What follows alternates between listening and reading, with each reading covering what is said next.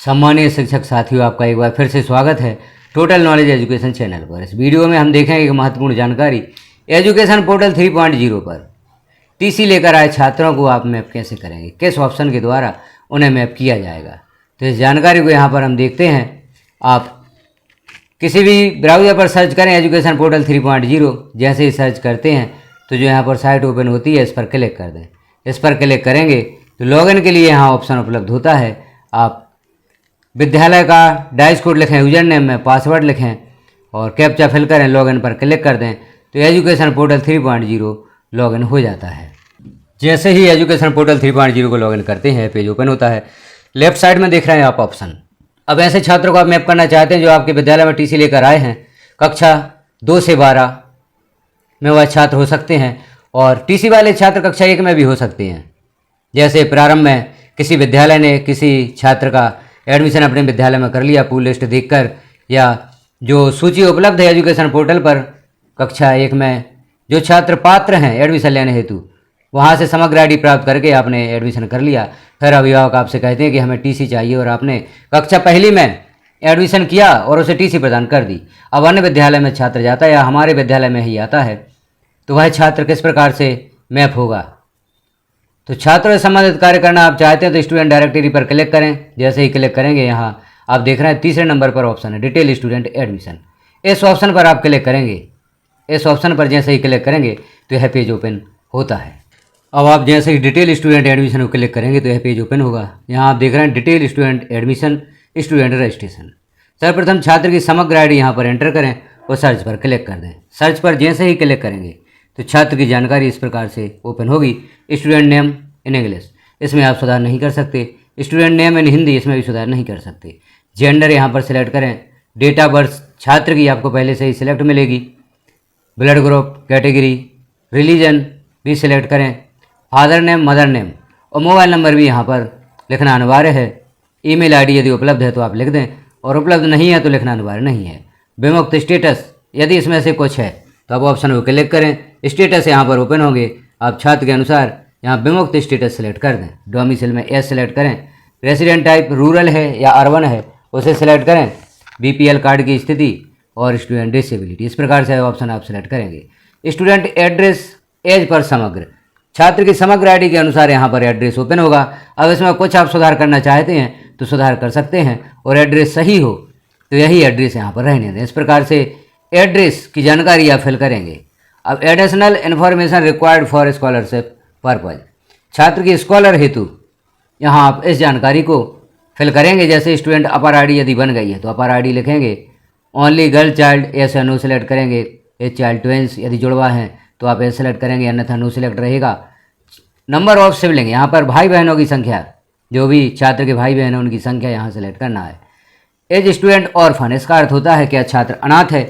यदि अनाथ है तो यस सेलेक्ट करेंगे और माता पिता यदि हैं तो नो सेलेक्ट करेंगे। इस फादर डिसेबल, छात्र के पिता यदि दिव्यांग हैं तो वह जानकारी आप फिल करेंगे। मीन्स ऑफ लाइवलीहुड, अर्थात आजीविका का साधन, गवर्नमेंट सर्वेंट हैं या नॉन गवर्नमेंट हैं तो वह आप सिलेक्ट करेंगे। फादर गार्जियन ऑक्यूपेशन यहाँ पर सिलेक्ट करेंगे। तो फादर का व्यवसाय जो भी हो यहाँ पर वह आप सिलेक्ट कर देंगे।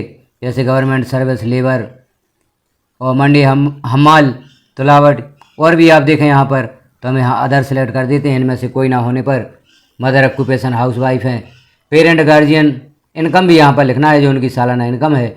और टैक्स पेयर हैं यदि तो यह सेलेक्ट करेंगे, अन्यथा नो सेलेक्ट करेंगे। Whether land is more than 10 एकड़, यदि 10 एकड़ से अधिक जमीन है अभिभावक के पास तो यह सेलेक्ट करेंगे, अन्यथा नो सेलेक्ट रहेगा यहाँ पर। अब विद्यालय की दूरी छात्र के घर से यहाँ पर सिलेक्ट करना है किलोमीटर में। तो जितने किलोमीटर छात्र की दूरी है विद्यालय से छात्र के गाँव की उसे आप यहाँ पर लिख देंगे। अब प्रीवियस अकादमिक ईयर इन्फॉर्मेशन यहाँ पर देखें।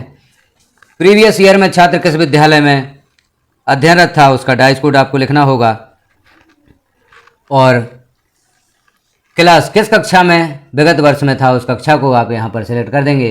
बोर्ड एनरोलमेंट नंबर यह कक्षा 9 से 12 में आवश्यक होगा, 1 से 8 में आवश्यक नहीं है। स्कॉलर नंबर, जो भी छात्र को आपने ऑफलाइन स्कॉलर नंबर दिया है उसे लिखेंगे। रिजल्ट 5वीं उत्तीर्ण होकर आया है तो 5 सेलेक्ट करेंगे। परसेंटेज, जो भी कक्षा 5 में परसेंटेज रहा उसे आप यहाँ पर लिखेंगे।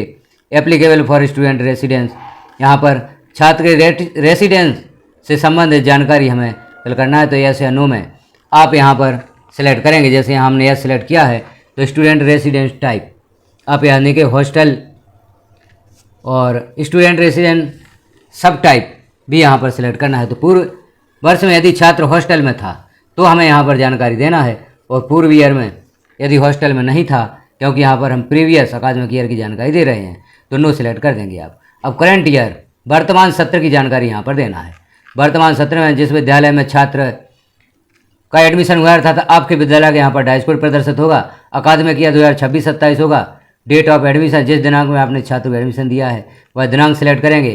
किस कक्षा में आप एडमिशन करना चाहते हैं वह कक्षा सेलेक्ट करेंगे, और बोर्ड एनरोलमेंट नंबर या वही है कक्षा 9 से 12 के लिए। स्कॉलर नंबर जो छात्र का दाखिल खारिज नंबर है उसे लिखेंगे। एज स्टूडेंट हॉस्टलर यदि हॉस्टल में छात्र रहेगा, हॉस्टल का छात्र है तो एस सिलेक्ट करेंगे। हॉस्टल टाइप में यहाँ पर हॉस्टल एसईडी सिलेक्ट कर देंगे। हॉस्टल सब टाइप में KGB V1 यहाँ पर सिलेक्ट कर देंगे। अब यदि छात्र कोई डॉक्यूमेंट्स आपके पास उपलब्ध हैं तो वह डॉक्यूमेंट्स यहाँ पर आप सबमिट करेंगे। यदि डॉक्यूमेंट्स नहीं है तो यह आवश्यक नहीं है, आप इस जानकारी को सेव कर देंगे। अब हम जैसे ही सेव करते हैं मैसेज यहाँ पर शो होता है, do you want to save this record. Save पर हम क्लिक कर देंगे। जैसे ही सेव पर क्लिक करेंगे तो यह मैसेज शो हो जाता है, स्टूडेंट एनरोल्ड सक्सेसफुली, अर्थात छात्र आपके विद्यालय में दर्ज हो चुका है। तो इस प्रकार से आप कक्षा 2 से 8 में छात्रों को मैप करेंगे। यदि छात्र आपके विद्यालय में TC लेकर आया है, TC लेकर आए छात्रों को इस प्रक्रिया के द्वारा आप अपने विद्यालय में मैप करेंगे।